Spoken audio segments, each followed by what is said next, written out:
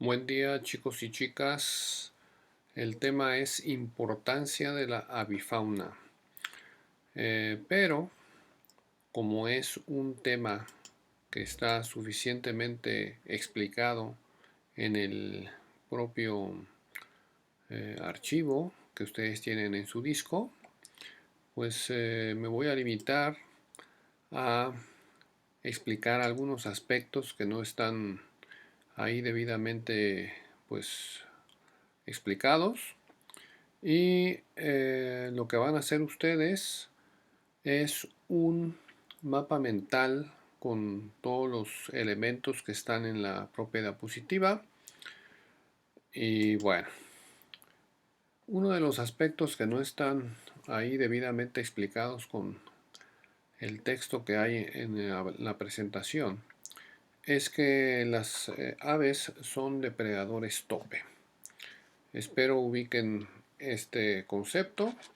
El depredador que está al final de la cadena trófica y que tiene importancia cualquiera de estos depredadores porque está controlando la cadena trófica en sus otros eslabones, como una reacción o un efecto que se denomina en cascada. Y bueno, pues un depredador tope, pues bien puede ser, no sé, un puma, ¿verdad? Pero en muchos ecosistemas, los grandes depredadores, pues sabemos que han tenido una disminución amplia, los grandes depredadores mamíferos, y bueno, pues entonces quedan muchas especies de ave que son depredadores tope. En los sistemas acuáticos están los pelícanos, consumen los peces y las garzas inclusive son depredadores tope de esos ambientes. En la parte terrestre, pues águilas y rapaces son depredadores tope. Y entonces, bueno, pues diversidad y abundancia ya en conjunto de las especies que son depredadores tope, de las aves, pues es importante para los ecosistemas. Son especies que están entonces regulando a muchas otras, entre ellas regulan poblaciones de insectos, regulan poblaciones de roedores, entre otras cosas. Y bueno, el efecto cascada que quiero comentarles es uno que observé en la presa El Centenario. Esa presa está prácticamente entrando, digamos, hacia Tequisquiapan o a un lado de Tequisquiapan. Y en aquel entonces estábamos haciendo un trabajo de aves acuáticas. El punto uno, el punto inicial, es este de acá. En algún momento de ese año, o ha de haber sido el 2004, pero no estoy seguro. En algún momento de ese año estuvimos contando hasta 900 pelícanos en la parte posterior de la presa. Eh, Esos pelícanos, bueno, en su momento luego andaban por todos lados de la presa, pero temprano estaban en la parte posterior y bueno, pues era relativamente más fácil contarlos. La verdad es que a veces era una estimación porque estaban todos amontonados. Y el punto es de que eran aproximadamente 900 pelícanos. Estos pelícanos pues estaban ahí porque había suficiente pescado. La presa El Centenario, bueno, no es una presa muy agradable en cierta forma porque recibe muchos eh, contaminación, mucha materia orgánica del río San Juan, que viene precisamente de la ciudad de San Juan y que, bueno, pues para ese momento la verdad es de que ya no parece un río, sino pues un canal de desagüe. Por cierto que hay un libro que se llama estadística del estado de Querétaro, lo escribe Balbontín con B grande, y lo pueden conseguir, bueno, hasta hace poco se conseguía en la misma red, y es un libro de 1857 que hace pues referencia al estado de ese río y de muchas otras partes del estado de Querétaro.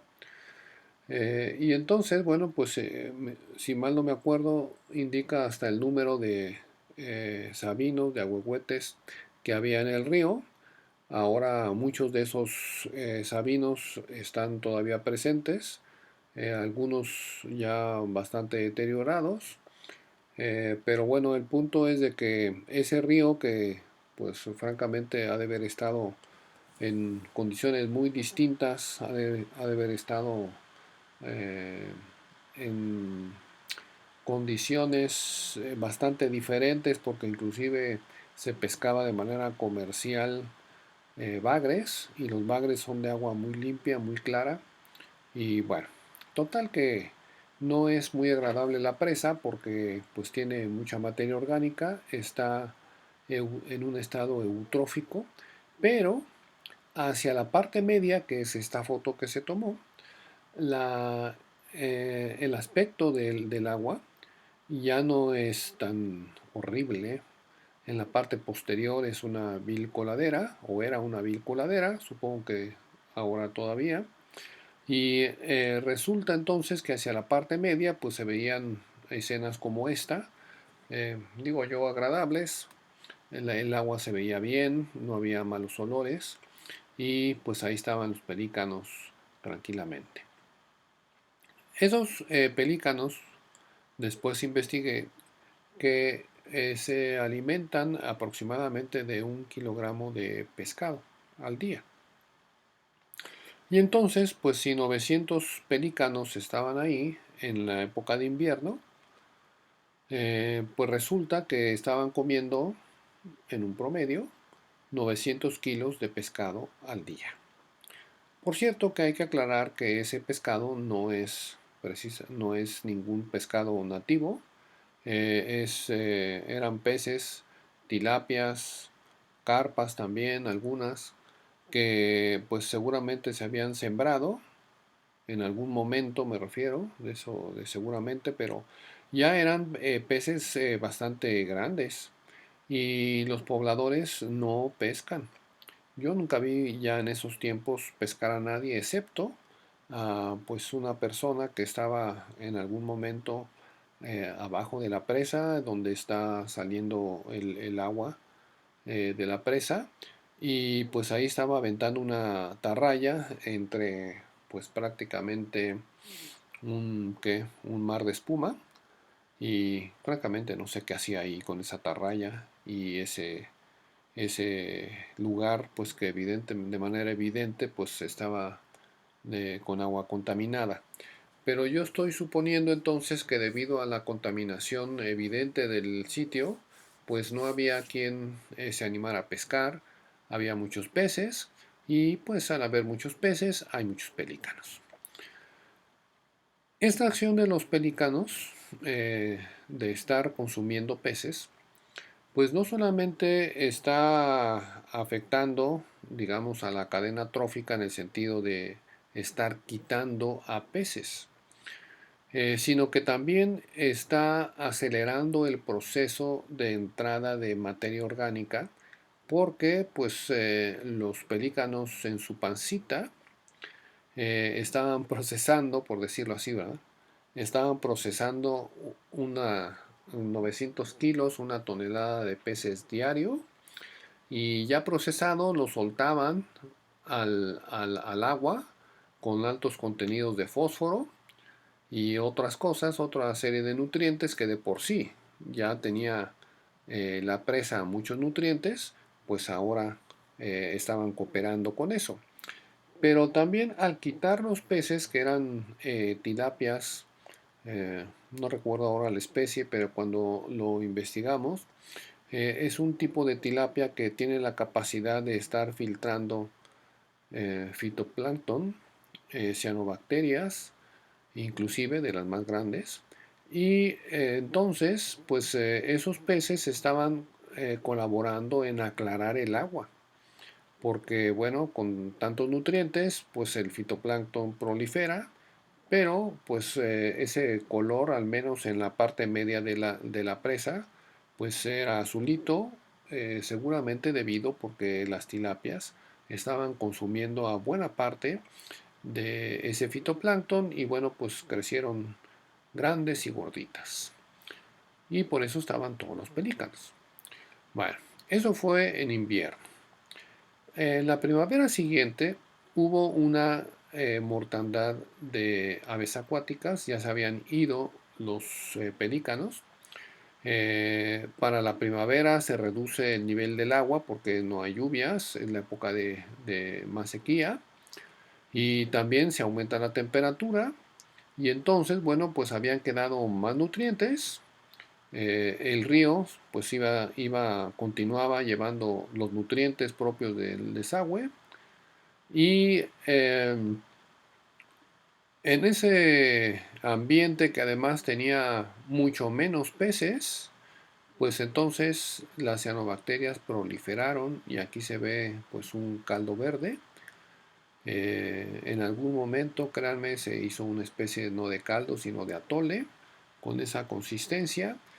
Y estos pobres playeritos que andaban por ahí, pues todavía andaban ahí comiendo pues invertebrados, sin saber, en la inocencia de que esos invertebrados pues estaban acumulando toxinas que desprenden las cianobacterias. Pero pues esas toxinas se van acumulando en el hígado y su efecto pues no se veía de manera inmediata.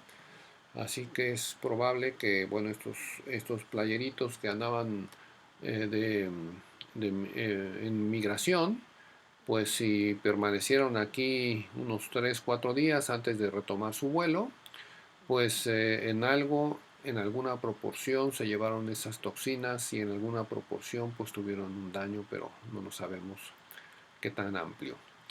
El punto es que esta cantidad, este florecimiento muy grande de cianobacterias, pues provocó la muerte de los peces, porque bueno, pues en la noche consumen el oxígeno y entonces el agua se queda sin oxígeno y los peces mueren. Así que hubo mortandad de peces, le siguió una mortandad de aves. Esto resulta porque en esos ambientes hipereutróficos y ya muriendo peces y aves, pues resulta que el Clostridium botulinum, una bacteria que es que tiene también sus toxinas del botulismo, pues entonces va haciendo lo suyo en los organismos, los va matando, inclusive en los cadáveres pues llegan las moscas, las larvas de las moscas están comiendo los cadáveres, no se mueren por la toxina del Clostridium botulinum, sino que al contrario la están acumulando, hacen las veces, digamos, de una especie de cápsula de toxinas y ahí están los gusanillos que las aves, inclusive patos, se los comen. Y no es que los patos anden comiendo por ahí siempre ese tipo de alimento, pero pues de repente, supongo yo, ¿verdad? Ven ahí una serie de gusanitos gorditos y aparentemente sabrosos y pues se los comen. Así que la intoxicación se vuelve bastante frecuente, se hace una cadena pues de intoxicación y entonces pues hay una mortalidad masiva, primero de peces y luego de aves.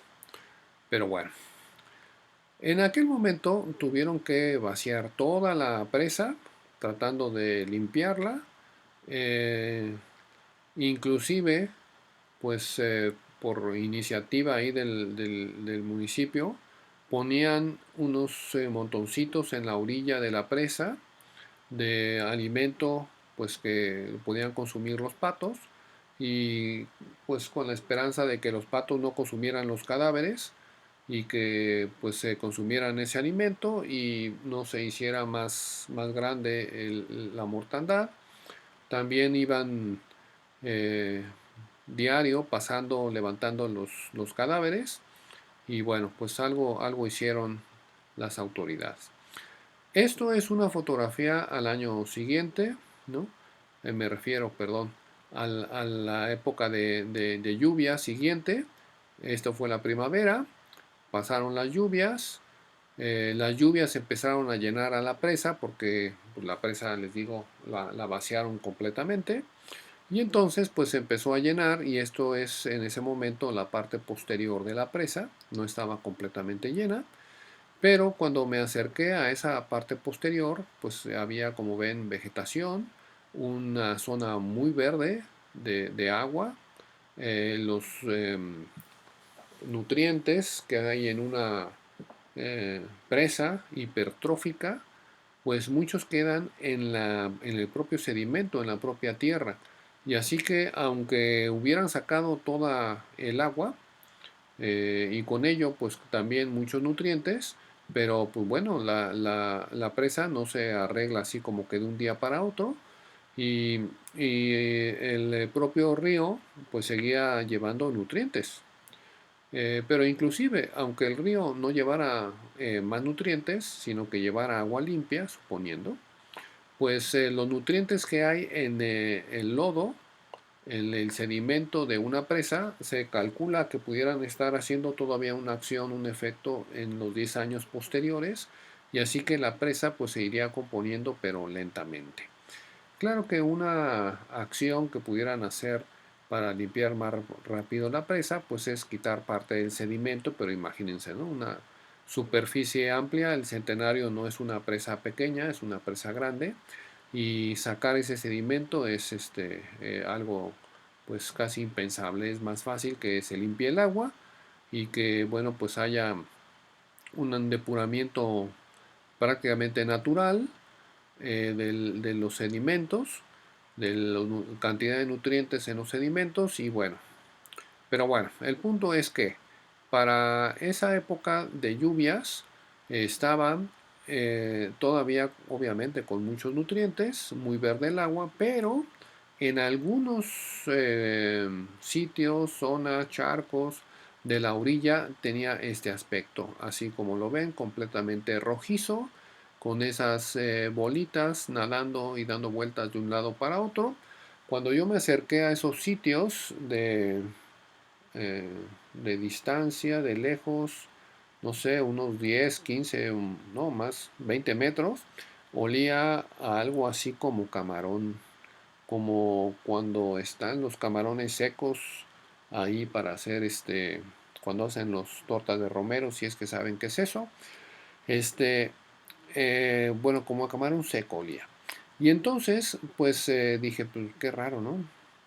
Y en efecto, estos son crustáceos, no camarones, pero sí crustáceos y son pulgas de agua, dafnias, del género Daphnia. Y entonces se veían ahí las bolitas, pues estar de aquí para allá.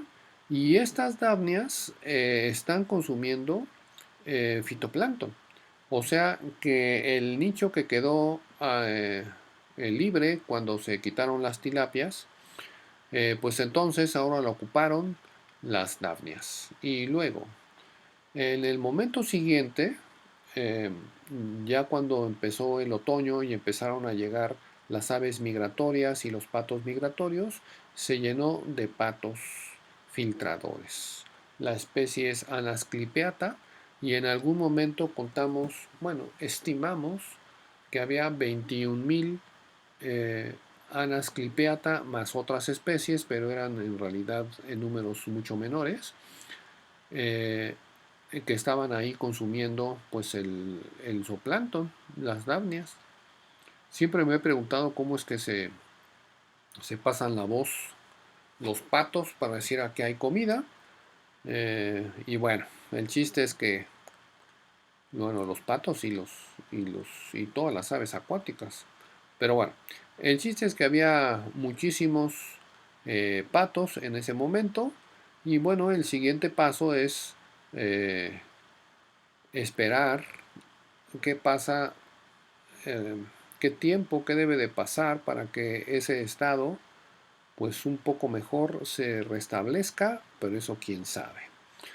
¿Por qué? Pues porque el ecosistema ya no tiene las especies necesarias para regresar a el mismo estado en que estaba antes, ya no tiene resiliencia, es el término ecológico correcto, y bueno, pues de hecho este era un ecosistema pues en realidad bastante artificial, los peces nativos ya se habían ido hace un buen rato, en 1969 se habían hecho unos muestreos de peces en el río San Juan y bueno, pues sí arrojaban, no sé, habrán sido unas 7, 8 especies de peces nativos y también con alguna ya empezaban las especies exóticas, pero bueno, había los peces nativos, cosa que con la contaminación se fue acabando y pues bueno, para el 2000, ¿qué dije? El 2004, pues esos peces nativos ya eran prácticamente historia, además del estado de contaminación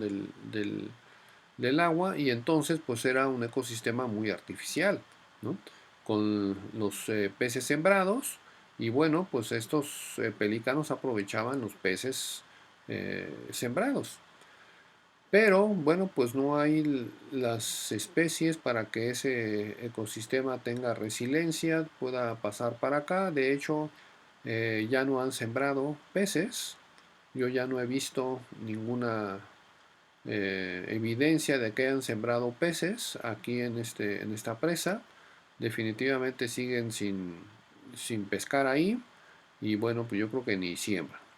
Entonces, pues ese es el cuento del efecto cascada, de lo que producen los depredadores tope, en este caso, pues los pelícanos, pero en un ecosistema pues artificial. Pero bueno, toda esta secuencia fue un efecto cascada y hasta la actualidad pues se ve parte de todo ese efecto, ¿verdad? Porque no se ha logrado recuperar. Muy bien. Otro punto que hay que explicar un poquito es este de aquí que dice que las aves son ingenieros en ecosistemas. Bueno, pues sí, eh, hacen, hacen estructuras que muchos otros organismos utilizan y se refiere a que forman cavidades como este carpintero, que luego esas cavidades que hacen los carpinteros son utilizadas por otras aves, posiblemente también anidadoras de, en huecos, pero que se llaman anidadoras secundarias porque hay aves que no hacen sus huecos, sino que aprovechan los huecos que hay. Y también no solamente aves, sino reptiles, mamíferos, musarañas, inclusive infinidad de especies o muchas especies, variadas especies que utilizan esos huecos. Hay que entonces pensar que en un bosque pues es necesario también estar manteniendo a los árboles con un diámetro más amplio para que haya suficientes madrigueras para la fauna que hay en ese lugar.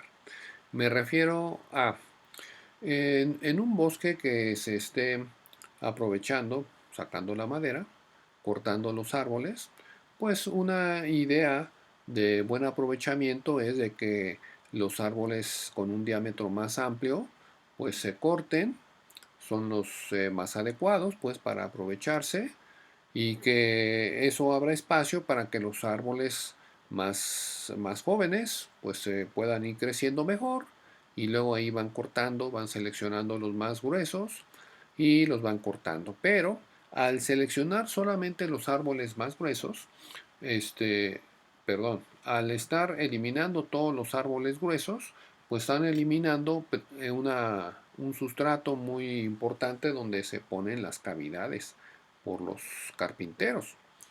Y entonces la sugerencia es que inclusive en sitios, en bosques donde se esté aprovechando a los árboles, siempre haya un número adecuado, eso no tengo ese dato, pero habría que pensar en un número, cuál sería el número adecuado de árboles con un diámetro amplio que quedaran de pie, que no se aprovecharan y que fueran entonces pues un sitio donde la fauna pues pudiera estar aprovechando esas cavidades. Inclusive en árboles muy viejos donde el propio tronco se va desgastando hay mayor posibilidad de que se hagan cavidades más grandes que son utilizadas por otro tipo de fauna y entonces pues esos árboles viejos también están pues siendo útiles en ese aspecto. Bueno, así que pues los beneficios que dan las aves son muchos. Son el grupo que a la actualidad parece tener el mayor número de servicios ecosistémicos. Los mamíferos también es un grupo muy importante, pero resulta que los mamíferos son pues más sensibles a las perturbaciones y entonces las aves como pues son las más aguantadoras pues son las que entonces van teniendo más servicios ecosistémicos y aquí están varios. Pero bueno, pues también aquí se están dando ejemplos de esos servicios ecosistémicos, de cuántos roedores están consumiendo una sola pareja de estas rapaces, de estas lechuzas. Conste que las lechuzas pues están también en las ciudades, les gustan los huecos que luego están en los edificios y pues están ayudando ahí a controlar las poblaciones de roedores. Conste que luego estas pobres lechuzas pues las tildan de eh, seres negativos que tienen adentro prácticamente al diablo, qué sé yo qué piensan. Y entonces, bueno, pues a veces son atacadas las lechuzas, los búhos, por cuestiones de ese tipo, ¿no? También hay algunos datos, pónganles atención de los aves que son insectívoras, ya sea en el vuelo, ya sea porque otras especies están come y come y come y come y come y come insectos en el follaje. Y bueno, están también las aves que están teniendo una participación con las plantas, con la polinización, con la dispersión de semillas. Bueno, esos datos están también explicados antes y también otra importancia es que pues pueden tener un impacto hacia la propia sociedad, hacia los propios pueblos, hacia los propios habitantes que anden por ahí, cuando se propone que se pueda hacer una observación de aves en algún sitio. Este trabajo que les voy a comentar se refiere a una invitación que nos hicieron porque había personas interesadas en un sitio hacia Colima de estar haciendo unas cabañas ecológicas para observadores de aves. El sitio pues tenía algunas partes bastante modificadas con cocoteros, así que como quiera que sea nos pidieron que fuéramos al sitio y que les dijéramos uno pues en donde se pueden ver bien aves, otro en donde definitivamente no poner las cabañas porque era un sitio que se debía de conservar y bueno, pues también sugerir entonces en dónde poner las cabañas, en dónde poner algunos elementos que estuvieran favoreciendo la observación de aves. Y fuimos y entonces, bueno, después de que nos comieron miles de mosquitos, vimos que pues había ciertos sitios en donde se puedan estar haciendo la observación de aves. Uno de ellos estaba dominado por una planta que es la especie Pitecelobium dulce, que es el guamúchil, y que en una época del año tiene sus frutos, y entonces aquí sugerimos unos senderos, los trazamos ahí entre los árboles, y sugerimos, bueno, principalmente para una época del año que ahí hubiera ese tipo de sendero. Aquí les puse un ejemplo de un sendero en España, bastante bien hecho, como ven, para poder hacer las visitas a ese lugar. Como quiera que sea, había ya un sendero de camino de tierra más o menos evidente, y pues bueno, ahí trazamos ese sendero. Además de que los árboles, los guamuchis, estaban pues proporcionando alimento a las aves, estaban en unos rodeles dispuestos muy cerca uno del otro y formando unos conjuntos bastante interesantes, porque las ramas entonces estaban muy cerca y había varias especies de aves que se refugiaban en esas ramas, inclusive algunos tecolotes estaban ahí, y bueno, era pues bastante fácil ver ahí las aves. Otro lugar que era muy útil para ver aves era el estero, la boca del estero, y en esa boca del estero pues se pudiera colocar, se sugirió se colocaran algunos posibles elementos de observatorio de aves, que pueden ser en algún momento no observatorios pequeños. Esto sería un observatorio pequeño, apenas una especie de cabaña. Esto es un cristal, las aves no te ven, y tú entras, por supuesto, por un caminito más o menos bardeado, bueno, no con barda de cemento, sino con carrizos o algo así para que las aves no se espanten. Y entonces ya llegas sin que te vean y tú estás aquí observando adecuadamente las aves. Puede haber, como ven, pues algunos carteles con las especies o con información sobre las aves, y son bastante agradables. Otro punto es de que estos observatorios pueden ser más grandes, incluyendo posiblemente hasta una cafetería. Esos también son un ejemplo en España.